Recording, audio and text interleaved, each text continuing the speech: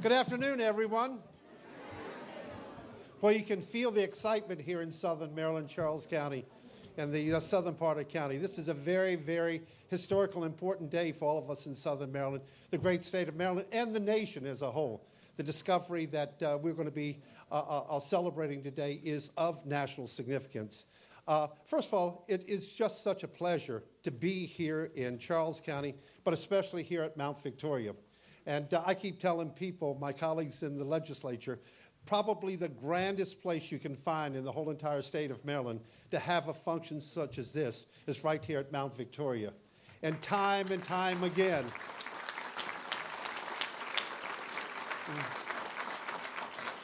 we have many, many blessings, but we're so very, very blessed to have the weather that we have today for today's celebration, and to have the governor of the great state of Maryland and the president of the Senate here as part of our program today.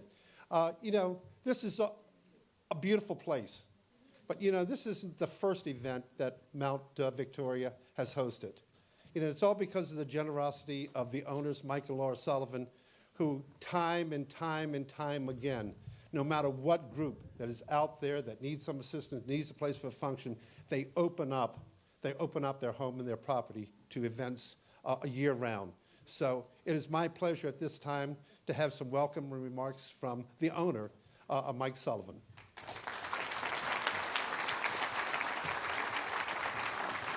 Thank you, Matt.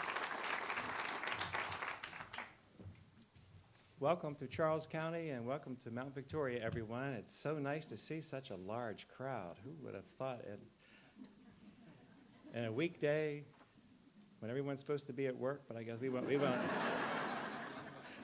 tell anyone. We won't tell anyone. But I do thank you very much for coming, and I'm so especially proud and happy to host the governor. We thank you. My wife, Laura, and I thank you so much for coming. We're your hosts today, and Mike Miller and Mac Middleton, of course, and all of the support that they've given us. And then we have also, you'll be hearing from others, we have from the different Piscataway groups, the different tribes that are here that will be speaking, and we welcome all of you for coming. And of course, Julia King, our lead archaeologist, and Dr. Urgo.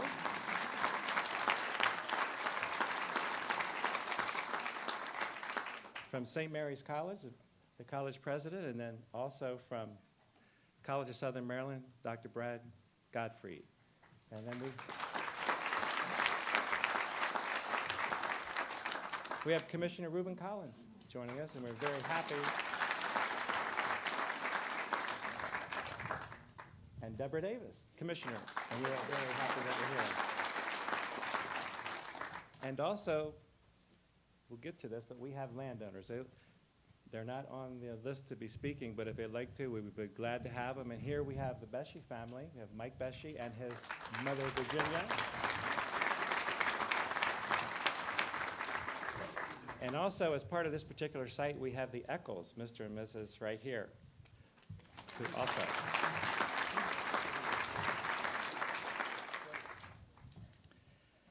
And Chief Billy Tayac, I know he is here. He's hiding. There he is. He snuck in on me. Yes.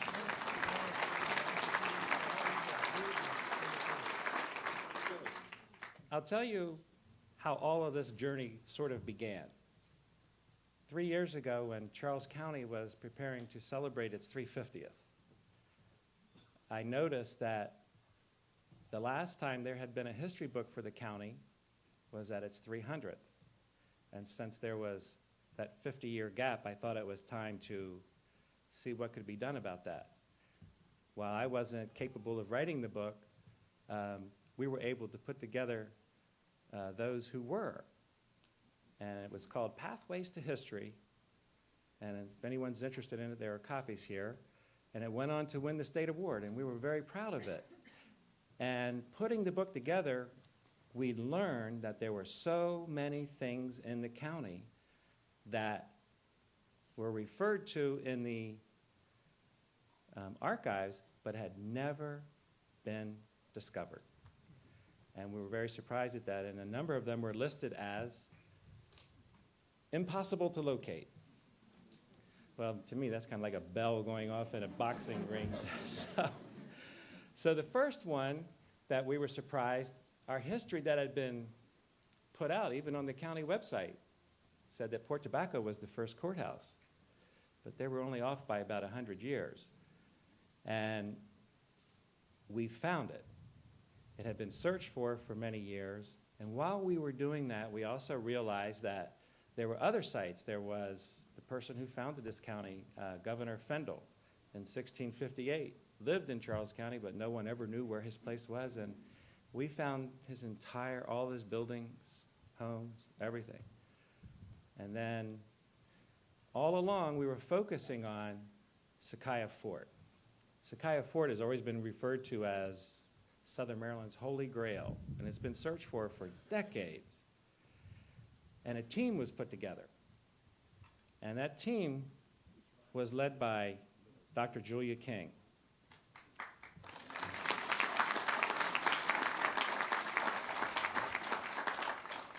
And I literally drove her nearly crazy. She'll tell you. I mean, I don't it's true. We put together a team coordinated between the College of Southern Maryland and St. Mary's College, students and now graduate students from both, together with the Maryland Historic Trust. And I know that Dr. Rodney Little is here. I know he's hiding here somewhere. I'm not sure that he ever knew we were using his facilities. I'm not sure he knew that we were using his staff and his facilities and all these things. He's learning these things today, but since we found it, he's probably not too upset about it. But on his staff were two people, Dennis Curry and Maureen Kavanaugh. And if they will stand, they're right here.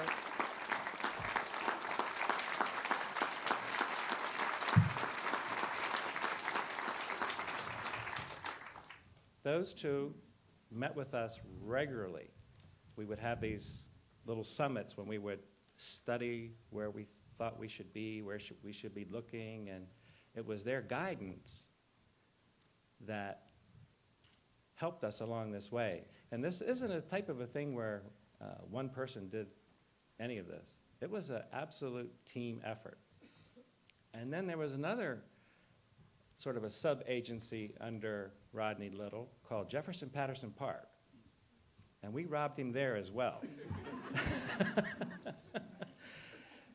And we had Trish Sanford, and we also had Ed Cheney.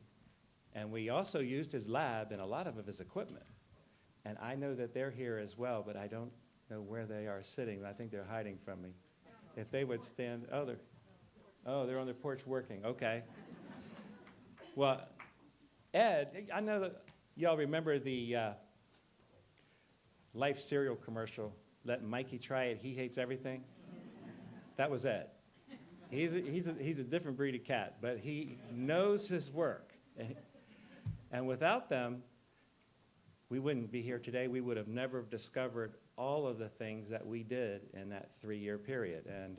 And Rodney, I thank you so much for allowing us, with your staff, with your facilities, and all of those things, because we would never have accomplished what we did. And I thank you so much. And I'm not sure they've even told you about all this, and I don't know if I have everybody in trouble, but thank you. And then, actually more important than what we just discussed are the landowners. Without their cooperation, we couldn't do anything. And our landowners were absolutely wonderful. And I know that we have here today Mrs. Steffens, and I wanted to thank her personally. When I went to see Mrs. Steffens to ask her if we could come onto her property, it was simple. When do you want to start? It wasn't no problem. And that was fabulous. And I wish that the family of Xavier Garner could be here today. They were the actually first ones, and that's where we discovered the courthouse. But they actually couldn't be here today, but I wanted to make sure that we thank them.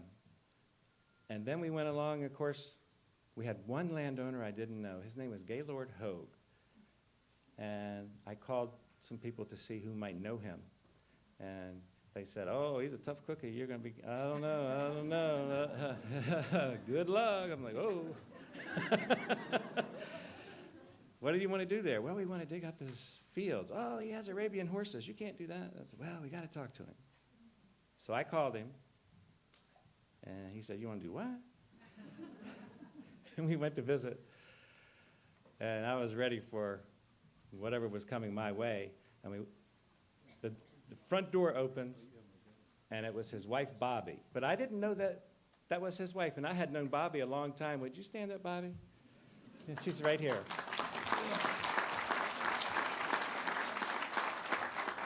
Well, Gaylord knew then that he had to do what every married man knows that he has to do. She opens the door and gives me a big hug, so he just immediately surrendered. So then they're out there working, and I get this call from Julie King, and she says, Mike, she says, we found this, that, and the other, and we're working towards their house, and now we have to get in their yard. I said, what do you want to do? Look.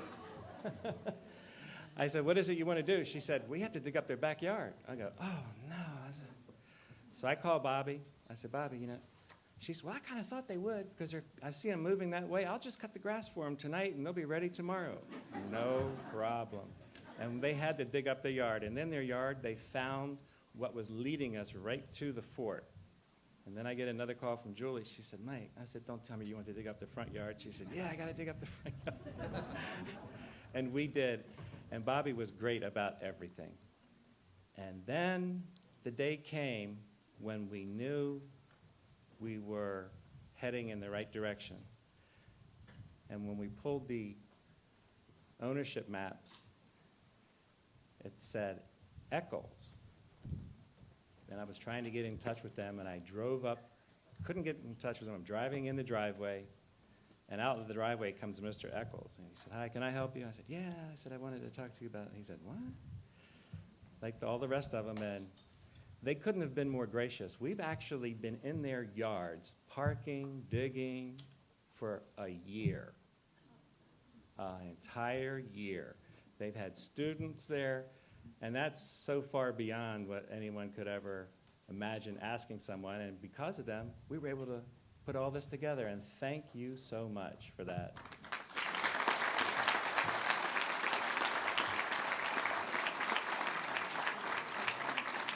And as we were working, they realized that the adjacent property was where the majority of it was going to be. And I said, what was the name on it? And they said, Beshi. I go, oh, I think I can work on that one. But Mike wasn't home. So Dr. King said, well, we can't go over there if he's not home. I said, well, how's he going to know? But I was able to get a hold of Mike, and it was the same thing. Just have at it. And that's what brought us here today. And I wanted to thank all of you, because you'll hear what it's all about in just a minute, but I just wanted to thank you for coming. It's amazing to have this many people for this type of a thing. And for the county, it's a great thing. And I thank you all. And I want to thank my wife for putting up with all that she does, and appreciate it all. Thank you. And if I can, I would like to introduce to you Governor Martin O'Malley. Thanks a lot. Thank you. Thanks. Mike, thank you. And thank you all very, very much for taking time out of your day to be here. What a beautiful spot. I have never set foot on Mount Victoria. Is that what this is called, Matt? Mount Victoria. So I want to thank Mike and Laura Sullivan for opening up your beautiful home to us, for all of the great work that you do, the tremendous investment of time, of effort, of money, of pulling people together to preserve, promote, and protect the history that unites us as Marylanders. I think especially in times when there's questions or anxieties, uncertainties about the future, that people naturally turn to those events in the past where people before us overcame challenges far greater than the ones we face today, and nonetheless found a way to write that new story, to build up this place for for the generation that follows ours. So you have helped accomplish what researchers have been trying to do for 8 decades, and that is to get Mike Miller to be nice to a governor. No, I'm sorry. I don't. That's what they had here. I'm gonna kill my staff for slipping that in there. Dang. No, you've helped to accomplish what researchers have been trying to do for 8 decades. You've helped us better understand a culture that traces back for centuries and centuries and centuries the native people who are so intimately familiar with these elements, the land, the air, the water, the landscape, the place where we stand. Let me recognize Senate President Mike Miller, a man who has a tremendous love of the legacy that is Maryland, our shared history together. Senator Mac Middleton, and this event, Mac, I know was very, very important to you, and Delegate John Wood, St. Mary's College President, Dr. Urgo, College of Southern Maryland President Brad Gottfried. Thank you, congratulations, Professor Julia King, all the archaeologists from the Maryland Historical Trust, all of the students who helped in this search for the fort. So great to see young, bright, intrepid next generation of Maryland taking such love and doing the work necessary to improve and deepen our understanding. We're also so lucky to have institutions like St. Mary's College and College of Southern Maryland that put students out in the field in archaeological study, makes them part of a history that has to be remembered if it is to live. Most of all, we would not be here today were it not for the Native people, the tribal leaders, the members of the Piscataway community, some of the first Marylanders, the first Americans, Chief Tayac, and Keith Colston, and all the members of our Commission on Indian Affairs. They have lent to this project their knowledge, their expertise, their love, their proud and deep, deep tradition with this place, this beautiful place of our earth, about Piscataway history and culture and archaeological cultivation is all the richer because of their contributions and their understanding and what they have brought to this quest, this search for greater understanding and knowledge. As Marylanders, we know that it's important that we celebrate our history, that we celebrate our rich diversity. And through the Maryland Commission on Indian Affairs and our Office of Community Initiatives, we continue to work with more than 23,000 Native Americans living in our state. Historical tourism, cultural tourism, whatever you want to call it, is also an important part of our economy. I mean, there are not many states that have the sort of depth and breadth of history that we do all in one place. And that means jobs, it means tourism, it means greater opportunities. And to conclude, let me quote Andrew White, who when sailing up the Potomac said this on the Ark and the Dove, quote, "Never have I beheld a larger or more beautiful river. The Thames seems a mere rivulet in comparison with it. Fine groves of trees appear growing at intervals, as if planted by hand, so that you might easily drive a 4-horse carriage through the midst of the trees." And when he met the Native people, he wrote this about them. He said, quote, "They are a people of a frank and cheerful disposition. They are with us and in our houses every day, and take pleasure in our society. They run to us of their own accord, with beaming faces, and offer us what they have taken in hunting or fishing. In some, they have generous natures, and they return any kindness shown to them. There is more that unites us than divides us. There is no such thing as a spare Marylander, or in our state, a spare American. Not in our economy, not in the spirit that unites us. We are all in this together, and really we always have been. Thank you to everyone involved in this quest and this accomplishment of greater understanding of one another. Thanks.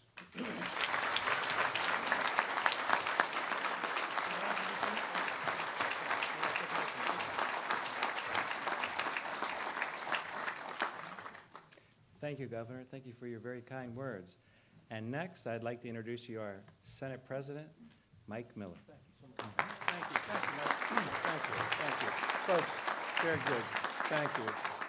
I promised to be good to the governor, and I'm going to be good to you, too, because I'm going to put us back on schedule in terms of time, all right? We're very honored. As the governor said, this is a beautiful spot, but that's something we all know, right? Because the old adage, what is it? God was good to old Virginia, where he blessed each hill and glade, came to Southern Maryland, sat right down and stayed, right? Okay, right?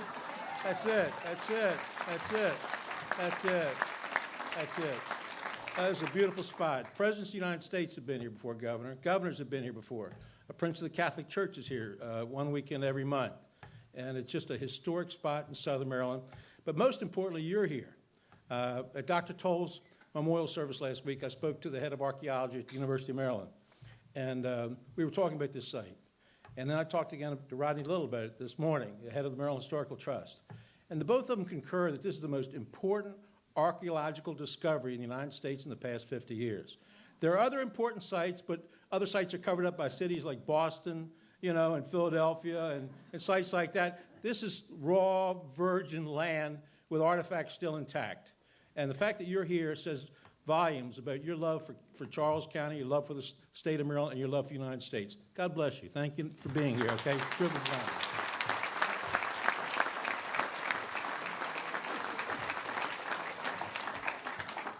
Thank you, Senator Miller, and especially thank you for all the support you've given us. We've been giving little symposiums along the way, bringing our local officials up to date on what we've been doing. And Senator Miller has always been there and has always given us that oomph to keep going. And next, I'd like to introduce you to our State Senator, Thomas Mack Middleton.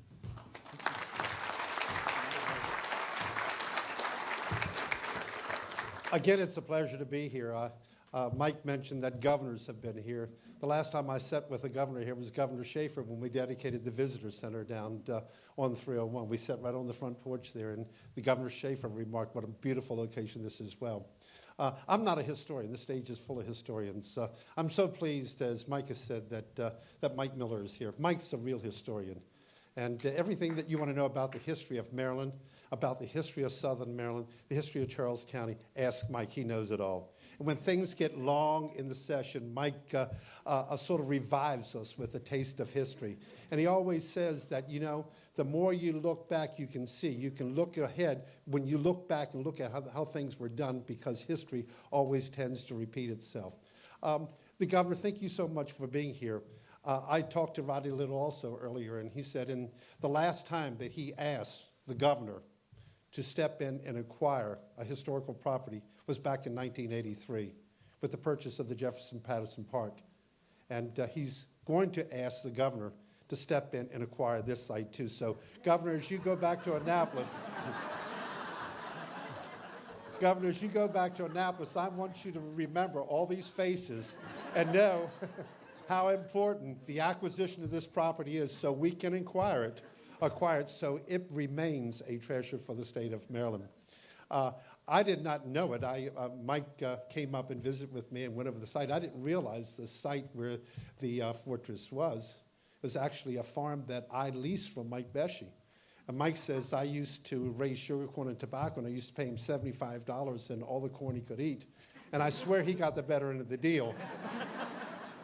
But you know, with the modern no-till plowing, I wasn't plowing deep, otherwise I would have destroyed all the artifacts that were there. But it is a pleasure to be that closely connected to this historical significance. I'm going to cede my time. Mike told me to take about 5 minutes. I'm going to cede my time to Dr. Julia King. Every time I sit with this woman, I get so excited. She loves history, she loves archaeology, and she will just fascinate you. So I think, Dr. King, it's your turn to speak, if I'm not out of order. I think you're out of order. I'm out of order, okay. So I'm going to cede my time anyway to Dr. King. It's a pleasure being with you all today.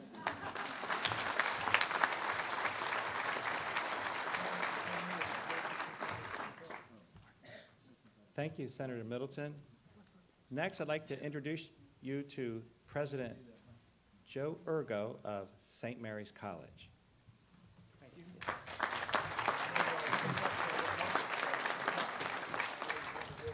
Julie, I hope you don't mind if I take a bit of your time. Welcome. This event and the process of discovering Zekiah Fort reflects the heart of the educational mission of St. Mary's College of Maryland, which I'd like to speak about for a moment.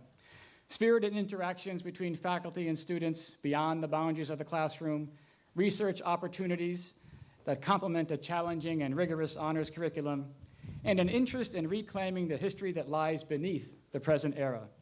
St. Mary's College of Maryland is fortunate to be part of a great state where educational opportunities are highly valued, including support for a residential liberal arts education in the public trust. And for that, I would like to thank Governor Martin O'Malley for his continued support. The state was visionary 20 years ago in challenging St. Mary's to become an institution with an independent charter, offering an opportunity to our trustees and faculty members to raise academic standards to the nation's highest level, to create an autonomous curriculum, to maintain a rigorous and research-based curriculum, and to challenge our most highly motivated students. The woman you're going to hear from today, Dr. Julie King, is one such faculty member, a trailblazer, putting our undergraduates to work doing the kind of work that graduate students do in other institutions. I cannot say enough about the students and the alumni that have dedicated countless hours to this effort. But perhaps the fact that they did rise to the challenge and the commitment to carefully sift through acres and acres of dirt to find those results, perhaps that captures the intensity of their commitment. And as a fellow scholar, I'd like to say that usually when scholars make a discovery of this kind, they announce it to the other 25 scholars who may care about that in the country. And they get a few words of support and encouragement. The turnout here today is just fantastic to recognize what truly is one of the most important archaeological finds in the last 50 years, as the governor had said. The venture that we celebrate today strengthens ties between our college and the Southern Maryland community where we reside. It's also helped us to strengthen what I believe will be a continued partnership with the College of Southern Maryland. Dr. Gottfried, I look forward to our continued collaboration between our institutions. To Mike and Laura Sullivan, I thank you for your hospitality, allowing us to participate in such a landmark effort. I greatly appreciate it and look forward to our next adventure. I want to thank the landowners who have been thanked already, but I want to offer my personal thanks to the landowners who let our students rummage around their land. Without you, none of this would have been possible. Lastly, I want to acknowledge the Piscataway who are present. It's an honor to meet you today, to learn about your ancestral legacy and how your history contributes and is the legacy of the history of this great state.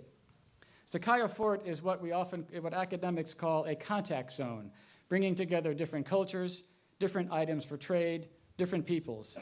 If you take a look around you today, you'll see the fort is still bringing us together. On behalf of St. Mary's College of Maryland, we are grateful. Thank you.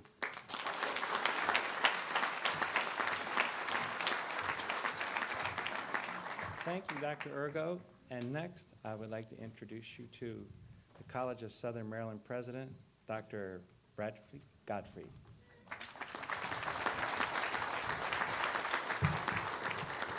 Well, this truly is a special day. It wasn't that long ago, it seems. Actually, it was a few years ago that Mike called me one day and he said, Brad, I've got an opportunity for you. And I love when I hear that, because that's what this college is all about. It's about working to make Southern Maryland better. And working with Dr. King, working with Mike, to find a way that we can expedite a process as the students, as Dr. King were out in the digs over the last several years. They would have to bring all of the artifacts all the way back to St. Mary's College. And as you can imagine, working out in the hot sun, these individuals were very, very tired and worn out. How about using some of the facilities at the College of Southern Maryland, specifically the La Plata campus, which is just down the road from many of these digs? And I said, of course. And so that started an odyssey where we wanted to make sure not that we had a space for them, but that we had a good space for them, because I understood very quickly, and you can't talk to Mike Sullivan without getting excited about these projects, that this was something important, something that the college really wanted to support. And we found a space, we made sure it was secure, and that was our role in this enterprise. But what's really special to me is the ongoing support that Mike has had, not only for this community, but also for the College of Southern Maryland. He is an alum. Laura was on our board of trustees, and so many of you in the audience have had ties with the College of Southern Maryland. And one of the attributes of this program was that Mike wanted some of our students from the College of Southern Maryland to be employed to work on the dig. And Dr. King was gracious enough to agree to that. And so a number of our students have worked side by side with Dr. King, with St. Mary's College students, in getting the kinds of experiences that you wouldn't find anywhere else. And I really, really am excited about that. For me, this has been a wonderful opportunity because I've gotten to meet two people that really make such a big difference. One is Dr. King, and you've heard Senator Middleton talk eloquently about her. You're not going to find someone with as much passion, without as much knowledge of archaeology, of history, and who cares so much about Southern Maryland. And what an attribute and what a gem she is to have here in Southern Maryland. And you're going to be hearing more about her. Whenever the college asks for her to come and give a presentation, she's always there. She's always out in the community. But what can I say about Mike Sullivan? You've heard people talking about the crowd. Well, we're here because one of the major reasons, it's not because we love to come to Mount Victoria, it's because we love to support Laura and Mike Sullivan. They are so much part of this community, and I'm privileged to know him and know Laura as well. Just tell a little story. We had a celebration at our college in La Plata. It was a couple years ago when we had the 350th anniversary celebration. Mac was there, Steny Hoyer was there, et cetera. And we were celebrating, there were a number of speakers. I believe Dr. King was there as well. And it really featured the Pathways to History book. And I spoke eloquently, well, I thought it was eloquently. My wife said it was eloquently, about the role that Mike had played in what we were learning about Southern Maryland history. All the gaps were starting to get filled in. And he came up to me after, and he said, Brad, he said, I'm just a small cog in all of this. You really need to do that. And I really did. Because if you haven't seen the Pathways to History book, this is something that is just an amazing piece of work. I've written a couple books in my day, and I know how expensive it is and the amount of work that goes into it. And that book would not be on our shelves if it weren't for Mike and Laura Sullivan, and I want to thank them for that.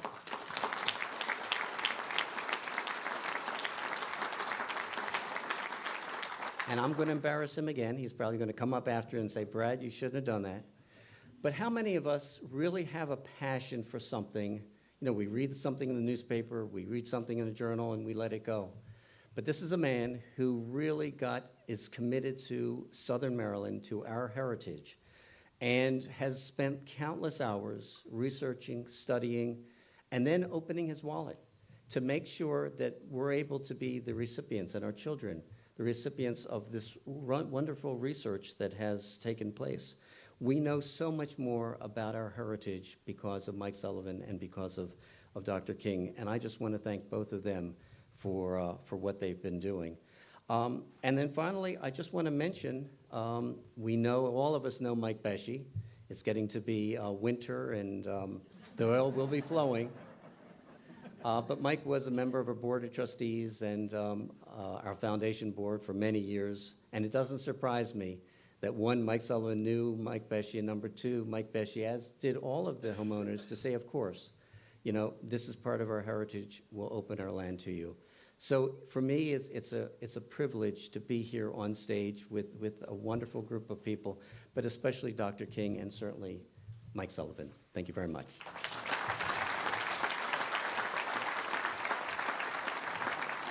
Thank you for those kind words, Dr. Gottfried. Appreciate it. Next, I would like to introduce to you Dr. Julia King of St. Mary's College, who is the lead archaeologist on this project. Dr. King.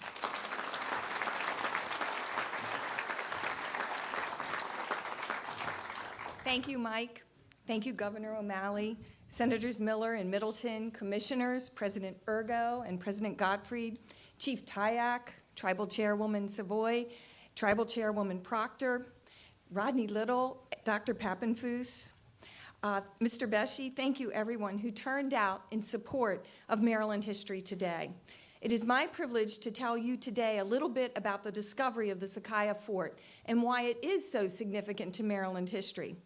Now, for the last 3 years, my students and I have had the opportunity to explore the history of Charles County thanks to the unending generosity of Mike and Laura Sullivan. And also because of the unfettered welcome we have received from so many landowners. And even though we are just 3 years into it, it's clear that what happened in Charles County, especially during the colonial period, was foundational, not just to Maryland history, but in many ways to national history.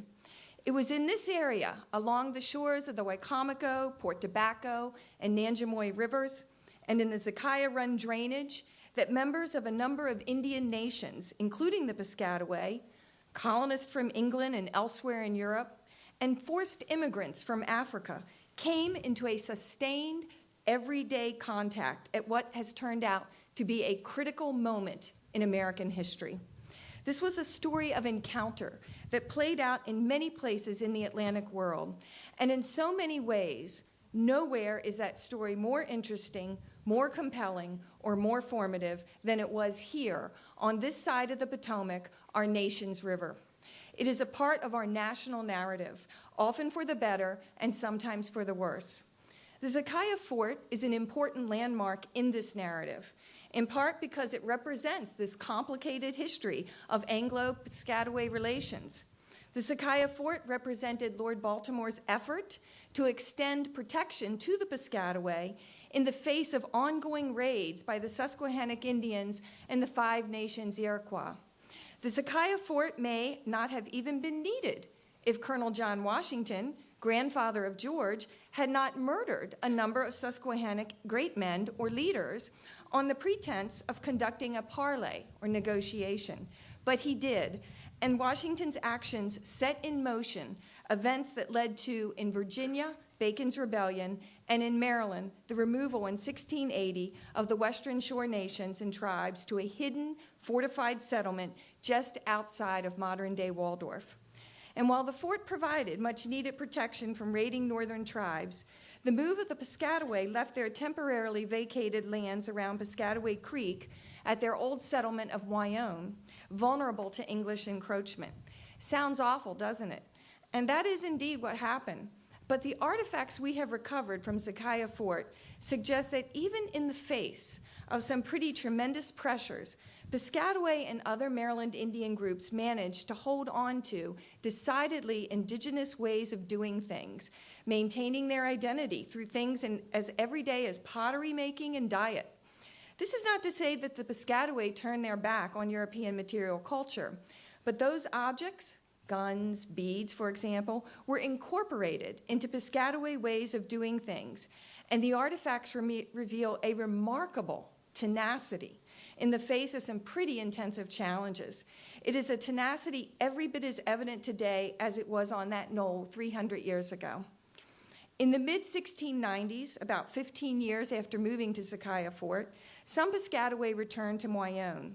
Eventually, some left the area, beginning what is now the Piscataway diaspora. Others remained in southern Maryland, either living among the English colonists or in semi-isolated communities. Their descendants alive, well, and with us today. The Zekiah Fort is an important piece in a much larger landscape, and thanks to Mike and Laura Sullivan, students from both St. Mary's College and the College of Southern Maryland are helping to rediscover and then chart the connections and relations among all of these places. Places that each and every one of us continues to experience, whether we realize it or not, on the roads we drive, the places we live, and just about wherever we go in Southern Maryland. Who would have thought that hidden just outside Waldorf would be such a remarkable history? Chief Tayac, Tribal Chairwoman Savoy, Tribal Chairwoman Proctor, Piscataway spokesman Rico Newman, colleague Gabrielle Tayac, it has been a privilege and a valuable learning experience to work with you and your members. President Gottfried, your providing a field laboratory for us has been a godsend. Kevin Brady, our dedicated volunteer who could move dirt like nobody's business. Kevin Norris, who could run a transit like nobody's business. And landowners, none of this would have been possible without your saying yes to Mike when that inevitable call would come, and you know that call is going to come. Finally, through all of this, it really is the next generation. The students, some of whom are now alums and embarking on careers in the history profession that deserve both the credit and your special notice. These are the people who labored in the heat, the humidity, the steamy fields and forests, the poison ivy, the ticks. Elizabeth Aubuchard, Skylar Bauer, Tricia Byers, Seth Farber, Alex Flick, Nicole Gatto, Stephen Gladue, Sarah Greenwell, Brad Hatch, Juliana Jackson, Mark Koppel, Maggie Lucio, Amy Publicover, and last but never least, Scott Strickland, have my deepest thanks. Thank you so much, all of you, for your support of this project.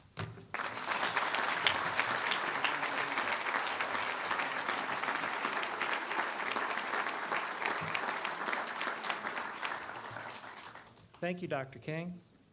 Next, we'll hear from the Piscataway leaders. We'll hear from Billy Tayac, Chief of the Piscataway Indian Nation.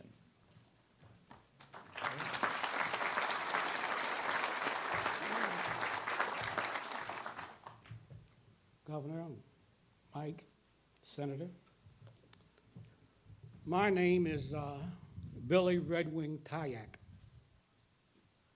I'm the hereditary chief of the Piscataway Indian Nation, son of Chief Turkey Tayac, Beaver Clan.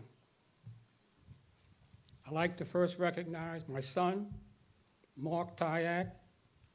I'm 75 years old. He's the next chief. I want that acknowledged.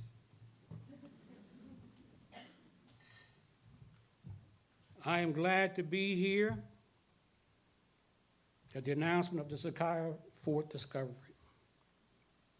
This is a historic event with the governor and state officials here in Piscataway territory, meeting with the Piscataway Indian Nation for the first time in 350 years.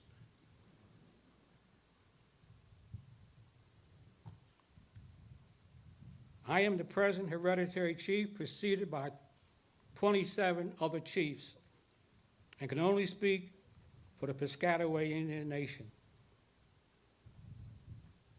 As the chief, just like my father before me, I have that authority. I possess the 125-year-old chieftain bonnet. I was ordained by blood on my father's grave in 1979 at Moyung, the capital, previous and capital today, of the Piscataway Indian Nation.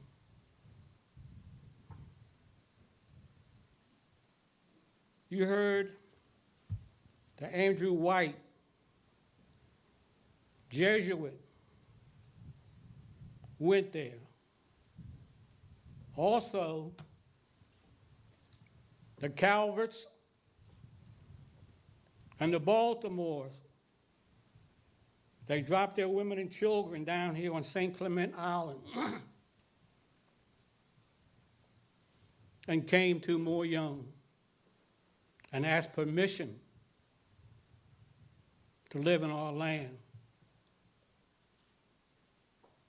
We gave that permission because we was having, as you heard previously, a great deal of difficulty with the Susquehannock Indians who were being pushed south by the Iroquois Confederation, which we are tremendous friends of today.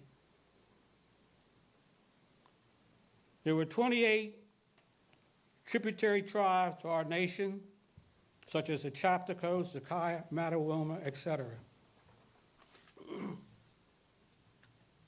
During this time period, after many conflicts with the colonists, Piscataways, and allied tribes, we were persuaded to come to the area right here, with the fort area, for safety and refuge.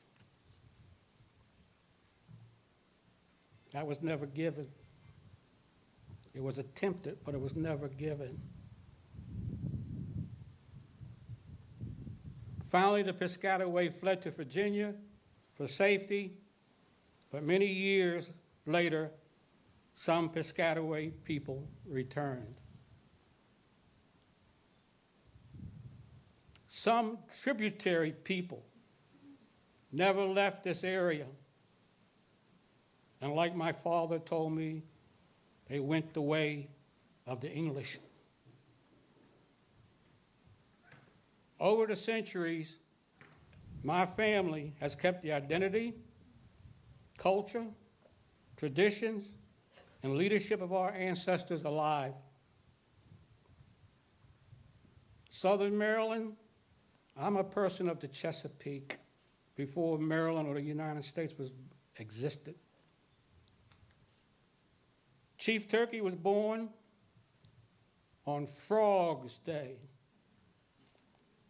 in 1895 on the high banks of the lower Potomac River. It's called today Loyola Retreat House. We went there ever since I was a kid. He possessed, I like to explain what a Frog's Day is because everybody have a look on their face. In those days, there was no calendars or anything. But people were always ID'd as on the day they were born. Frog's Day is roughly the latter part of August when it rains real hard and little frogs come out and jump all around and they disappear. That's the day he was born. To me, he's the Holy Grail. He possessed a fierce pride on being Piscataways in the days that the native people described as the dark days. Many problems in that era. Many people and scholars and native people on the East Coast can attest to the fact that Chief Turkey Tayac was a Piscataway Indian. He tried to resurrect the remnants, Indian people, in the 1930s, but the people were not interested at that time. But he succeeded in Virginia and North Carolina. He was an Indian activist. With the rise of the Indian movement in 1972, my father and I came again seeking people of possible Indian descent in Maryland. We found a small group with no identity, customs, or traditions, or tribal leadership.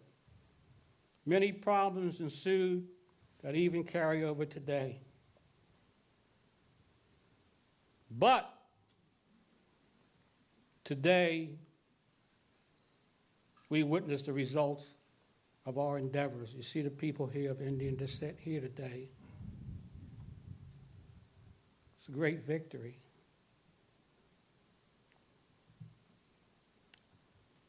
However, we hope that all the problems resulting from the Piscataway's tragedy with Maryland has come full circle here today, and a new era is beginning. Oh. We thank the state of Maryland and the Congress of the United States of America for the passage of legislation that permitted Chief Turkey to be buried on the banks of the Potomac at Moyone, the capital of the Piscataway people.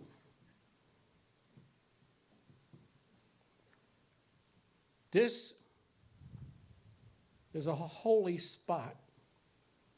It's over 11,000-year occupation. My people are buried there and are intermingled with the earth. So when you pick up a handful of earth there, you pick up 2 or 3 people's lives. We hold all our ceremonies there. I have been going there since before World War II.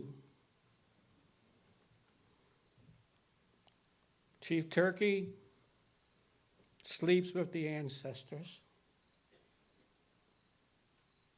that greeted the English, the Calverts, the Baltimores, the Jesuits. And I'd like to state that the Piscataway people are still here on the sacred Mother Earth of the Chesapeake, where the Creator put us. Thank you very much.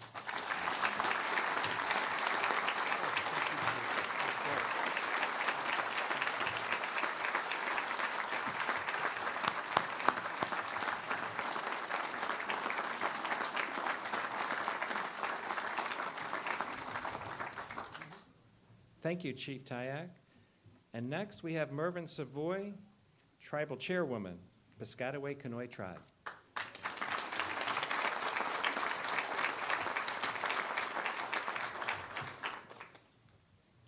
I can't follow that. What I would like to say is, I thank Laura and Mike for not only your emotional and physical support, your financial support, but your friendship to our people, your extending the graciousness of your home. And believe me, I've been here many times. This is one of the most beautiful places in Maryland. We always say, come to God's country. Thanks for coming. And for Julia, Dennis and Maureen and I go way back. Julia and I go way back, and all the years that we have dealt with the archaeological sites in the state of Maryland. And I want to thank the students. My God, those kids have worked themselves into the ground. A couple of them got infested with ticks and got, Lyme disease. I felt so bad for them, but I'm glad it wasn't me. I have been through so many archaeological sites in the state of Maryland till I swore to Dennis I would never do it again. The last time I couldn't move for 2 days with all of the ticks and mosquito bites. But I would like to thank all of you for coming out today and offering your support. And thank you, Governor, for buying the property for posterity.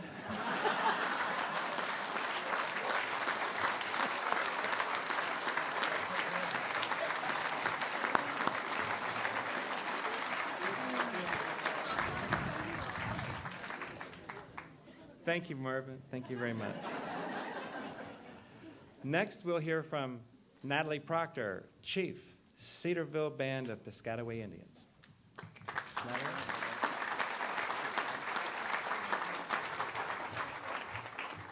Thank you. Actually, I am the tribal chairwoman, and that position is almost a lowly position. It sounds so important. And in one sense it is, but in another it's not. We are semi-leaders, but it is the people who leads us. And I have been blessed to be able to work alongside, because I'm younger than a lot of people who have now passed on and gone on to the spirit world, who are extremely hard workers, Piscataway people just working diligently to make sure that people know that we are still here.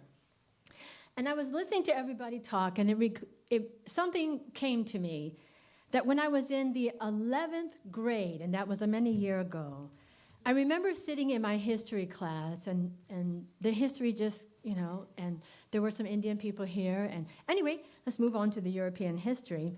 And I remember sitting way in the back of the classroom, raising my hand. Excuse me, can we back up here? I think there is way more history here than, there were some Indian people here, and they were on the Potomac or the Chesapeake, and all right, let's move along. And I remember him saying, Proctor, sit down and be quiet. And I remember going home and I'm saying, Mom, we are not being represented in our educational system. There is very little being said about the indigenous people of Maryland. Now, I can't speak for Virginia, and I can't speak for the other areas, but I do know that Maryland is not being represented in our education system. And I said, we've got to do something about this. And again, through going to the archives and the like, there have been a number of elders who worked diligently to try to get that education into the system, the Prince George's County, Charles County, Montgomery County, throughout the state of Maryland. And I am just blessed to have been able to work with them. I feel like the finding of Fort Zekiah is like this major puzzle that is now going to shed a light on a lot of things. And I hope that those who are here representing the educational system will remember to let that information go out. Don't keep it within. And don't just be an archaeological site, but allow that information to go out and to be known by most people, and especially our students. We opened up a museum probably about 10, 15 years ago. And to my surprise, the questions that the students asked were just unbelievable. One of the questions is, Miss Natalie, did you ride your horse here? No, I drove a car just like you did. Another hand, Miss Natalie, you've got a watch on. I don't think Indian people wear watches. Well, maybe we don't have curly hair either, but hey, here we are. So I think it's important that the stereotypes that have been prevalent for many, many years be totally abolished, and that we continue to move forward. Yes, yes, yes.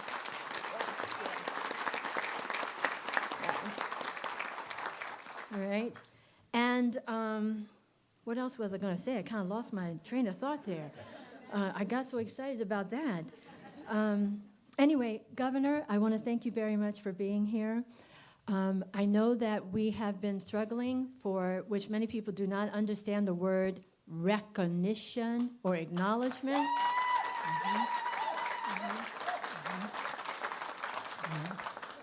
But this is a prime example that Maryland's indigenous people, especially Piscataways, still exist today. We are here and alive.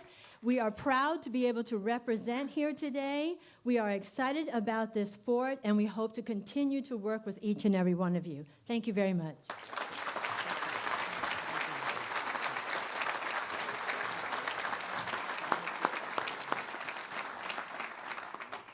Thank you, Natalie. In closing, I wanted to really thank Governor O'Malley for taking his time out of the schedule to be here. It's very special to us, and we are sincerely grateful, and we thank you. Thank you very much. Yes.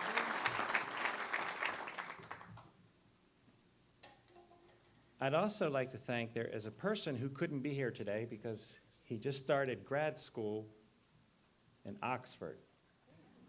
And his name is Scott Strickland. And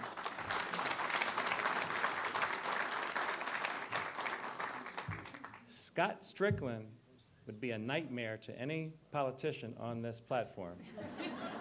They do not want him digging in their backyard.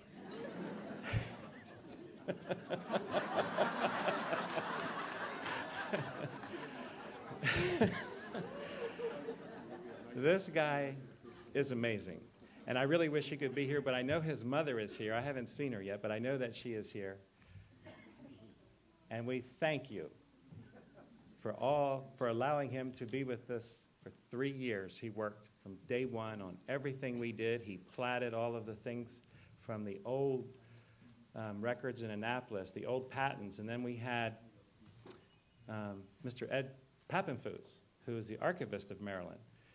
And whenever we had documents that we could not read because they were faint, Mr. Pappenfuss would go and retrieve the original to help in this endeavor. And it was just, the help that he gave us was amazing. When we were doing the book, The Pathways to History, the actual record plat of that site is the first record plat of house and building locations on record in the Mid-Atlantic. And that's why our plat is used all up and down the Mid-Atlantic. But it had been copied so many times, it didn't really look all that great. And I called Mr. Pappenfuss and I said, you know, we're going to print tomorrow.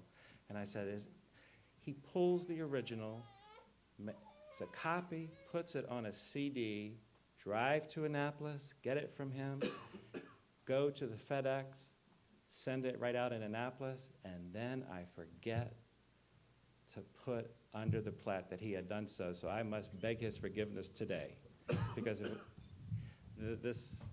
this man has been incredibly helpful to us, and we thank you.